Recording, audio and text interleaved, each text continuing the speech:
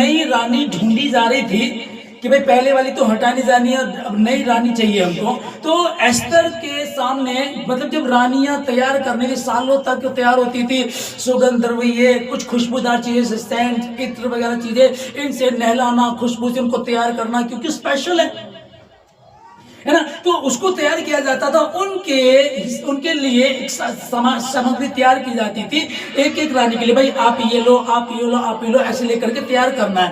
तो लिखा है कि जितनी सामग्री उसके लिए रखी गई थी उसने उतनी ली, उससे जरा सा भी ज्यादा नहीं लिया।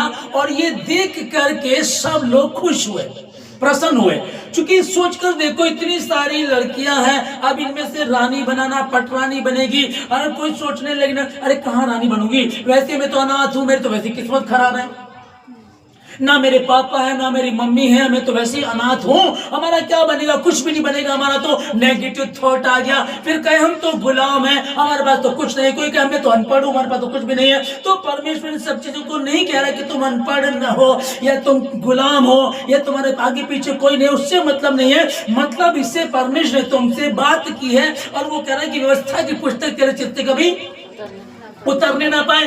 ये लिखा है कि क्योंकि ऐसा करने से तेरी आयु बढ़ेगी और तू अधिक कुशलता से रहेगा। बहुत सारी लड़कियों के दिमाग में नेगेटिव बातें आती होगा कि इसको पटरानी बनाना है।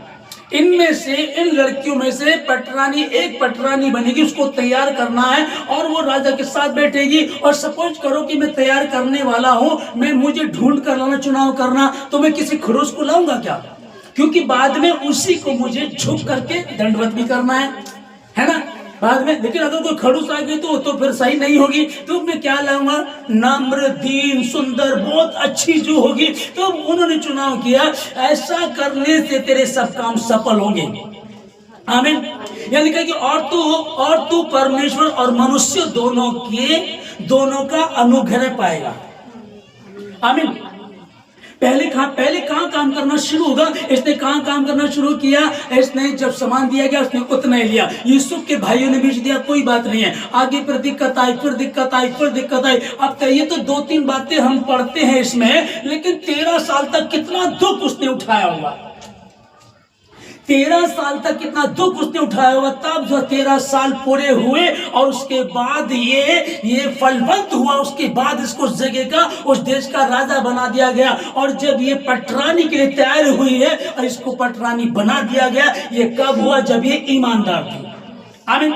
जब ये एस्तर अनाथ थी, गुलाम थे, कोई जिंदगी नहीं थी, पता नहीं था क्या होगा, लेकिन पटरानी बनी, पर कब बनी? जब ये ईमानदार थी, ये परमेश्वर के प्रति ईमानदार थी। जब तुम ऐसा करोगे, मेरी आज्ञाओं को अपने हृदय में रखोगे, मेरी बातों को मानोगे, उनके दाएं बाएं नहीं मुड़ोगे, मैं तुम्हें आशीषित करूंगा। मार्ग कैसे निकालना वो मुझे पता, कैसे तुझे दूसरे देश में प्रधानमंत्री बनाना वो मुझे पता, कैसे तुझे गुलाम होते हुए भी पटरानी बनाना। पहली वाली को वो हटा देगा और अब तू वहां पहुंच गई है, अब तुझे वो पटरानी बना देगा। जब तुमने भरोसा किया, ये चाइनीज पौधा लगा तो दिया है, ये चाइनीज बैम्बू, ये बांस का पेड़ लगा तो दिया है। भाई ये तो क्या करेगा? 4 साल तक इंतजार करना पड़ता है। मैं इंतजार करूंगी, समय आएगा, क्योंकि मैंने जीवित परमेश्वर पे भरोसा किया और उसने जो कहा वो कभी टलता नहीं है। धरती आकाश टल जाएगी परंतु उसका वचन कभी टलता नहीं है। उसी ने कहा वही मुझे आशीष देगा,